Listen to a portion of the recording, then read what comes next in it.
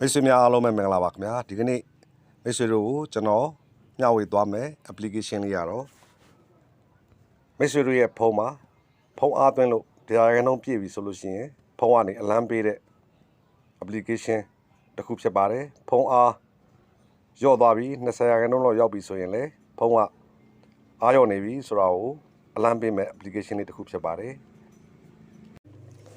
Google Play Store ထဲကိုဝင်လိုက်ပါခင်ဗျာ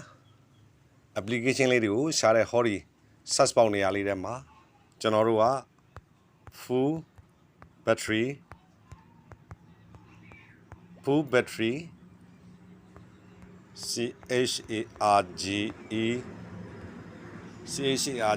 check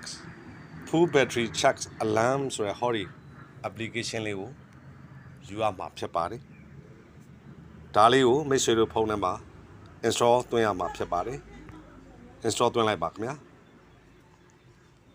ကျွန်တော်တို့ဒီ application လေးကိုကျွန်တော်တို့ဖုန်းထဲမှာထည့်ထားခြင်းအပြင်ကျွန်တော်တို့ဖုန်း battery အားသွင်းတဲ့အခါမှာကျွန်တော်တို့100ရောက်ပြီဆိုလို့ရှိရင်ကျွန်တော်တို့ကဖုန်းကသတိပေးတယ်ဆိုတော့ကျွန်တော်တို့အများကြီး charging မသွင်းမိတော့ဘူးပေါ့ခင်ဗျာဖုန်းလဲမပစ္စည်းတော့ဘူးပေါ့ခင်ဗျာဟုတ်ကဲ့ဒါလေးကိုဖုန်းထဲကို install သွင်းနေပြီပါတယ်အကယ်၍ဒီနေရာမှာ open ဆိုရင်တော့မိတ်ဆွေတို့သိတဲ့အတိုင်းပဲ application တွေကိုတန်းရောက်သွားမှာဖြစ်ပါတယ်ကျွန်တော်က back-key နဲ့ပြန်ထွက်ပြီးတော့ကျွန်တော် home screen ကနေပြီးတော့ဒီ application လေးကိုဝင်မှာဖြစ်ပါတယ်ဒါဆိုလို့ရှိရင်ကျွန်တော်ဖုန်းထဲကို full battery check alarm ဆိုတဲ့ application လေးရောက်နေဖြစ်ပါတယ်ခင်ဗျာ application တွေကိုဝင်လိုက်ပါမယ်ကျွန်တော်တို့ဒီနေရာမှာ enable alarm ဆိုတဲ့ဟာကိုမလုပ်သေးခင် setting ကိုသွားပြီးတော့ဝင်ကြည့်ရမှာဖြစ်ပါတယ်ဟုတ်ကဲ့ဒီနေရာကိုရောက်လာပြီဆိုရင်ဒီ sound ဆိုတဲ့နေရာမှာ on ထားပေးရမှာဖြစ်ပါတယ်ဒီမှာကို alarm ပေးခြင်းနဲ့ alarm ပေးစီလို့တဲ့ ringtone အတန်ကိုကိုယ်တိုင်ရွေးချယ်လို့ရပါတယ်မိတ်ဆွေအမျိုးသမီးလေးတယောက်ကပြောတဲ့အတန်မျိုးဒါမှမဟုတ်အခြားမိတ်ဆွေကြိုက်တဲ့သချင်းတန်မျိုးကိုထားလို့ရပါတယ်ဒီ ringtone ဆိုတဲ့နေရာမှာမိမိနှက်သက်တဲ့အတန်တစ်ခုခုကိုရွေးချယ်ထားလို့ရပါတယ်ခင်ဗျာကျွန်တော်ဒီထဲမှာရှာကြည့်ပါမယ်ဒီမှာကျွန်တော် ringtone လုပ်မဲ့အတန်ဟိုမှာကျွန်တော်စမ်းကြည့်ပါမယ်ဟုတ်ကဲ့ဒီတန်လေးကိုကျွန်တော် ringtone တန်ထားလိုက်မှာဖြစ်ပါတယ်ခင်ဗျာပြီးရင်ဒီဘက်မြားလေးနဲ့ပြန်ထွက်လိုက်ပါဟုတ်ကဲ့ ringtone ကကျွန်တော်ဒီအတန်လေး Bollywood ဆိုတဲ့အတန်လေးထားလိုက်ပါတယ်။မ use custom prolong ဆိုတဲ့နေရာလေးကို on ပေးရမှာဖြစ်ပါတယ်ခင်ဗျာ။ဒါမှသာလျှင်ကျွန်တော်ရွေးချယ်တဲ့ range 3တန်ဟာဒီမှာပေါ်လာမှာဖြစ်ပါတယ်။100ရာခိုင်နှုန်းဖြစ်ရင်ဒီအတန်လေးဟာ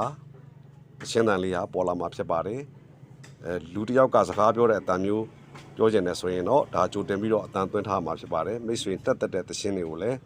ရွေးချယ်ပြီးတော့ဒီနေရာမှာအလံပေးတဲ့နေရာမှာထားလို့ရပါတယ်ဟုတ်ကဲ့ဒီမှာမိတ်ဆွေ85ရာခိုင်နှုန်းပြည့်တဲ့အချိန်မှာအလံပေးစေခြင်းနဲ့ဆိုရင်လည်းဒီလိုမျိုးကြောင်းထားလို့ရပါတယ်ကျွန်တော်ကတော့100မှာပဲထားလိုက်ပါတယ်ခင်ဗျာပြီးရင်ကျွန်တော်တို့ဒီအားနဲ့သွားတဲ့အခါဖုန်းဘက်ထရီအားနဲ့သွားတဲ့အခါအလံပေးစေခြင်းနဲ့ဆိုရင်ဒီနေရာလေးကို on ထားမှာဖြစ်ပါတယ်ဟုတ်ကဲ့ဒါလေးကို okay လို့နှိပ်လိုက်ပါခင်ဗျာဒါမှလည်းပဲမိတ်ဆွေ20ဘဲထား15ဘဲထားနှစ်သက်သလိုထားလို့ရပါတယ်ကျွန်တော်20မှာပဲ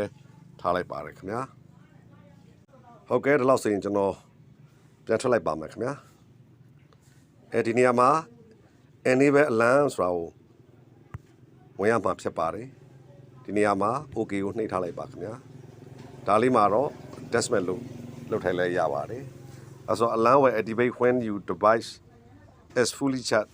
100ရာခိုင်နှုန်းပြည့်လာလို့ရှိရင် तू ကအလံပေးမှာဖြစ်ပါတယ်ဒီအား20ရာခိုင်နှုန်းကျမယ်ဆိုရင်လည်းပဲ तू ဟာကျွန်တော်တို့အလံပေးမှာဖြစ်ပါတယ်